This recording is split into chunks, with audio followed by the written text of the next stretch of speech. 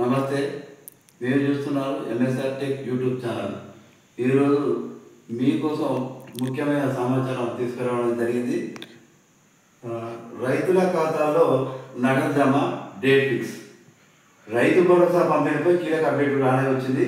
ఈ పథకం అమలు విధి విధానాల కోసం ఏర్పాటు చేసిన కేబినెట్ సబ్ కమిటీ గురువారం నాడు ఒక కీలక సమావేశం అయితే నిర్వహించింది.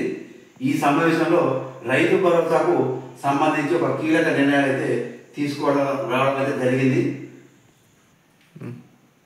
రైతు భరోసా పంపిణీపై కీలక అప్డేట్ వచ్చింది. ఈ పథకం అమలు విధి విధానాల కోసం ఏర్పాటు చేసినటువంటి కేబినెట్ సమావేశం కమిటీ గురువారం నాడు ఒక కీలక సమావేశం నిర్వహించింది.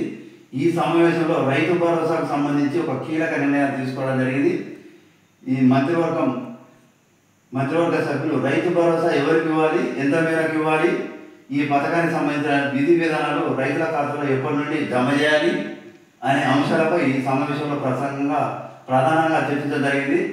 మళ్ళీ అప్లికేషన్స్ క్యాబినెట్ సబ్ కమిటీ సమావేశంలో పంట పండించే ప్రతి రైతుకు రైతు భరోసా ఇవ్వాలని కూడా చర్చించారు. అలాగే రైతు భరోసా కోసం రైతుల నుంచి అప్లికేషన్ తీసుకోవాలని కూడా నిర్ణయించారు.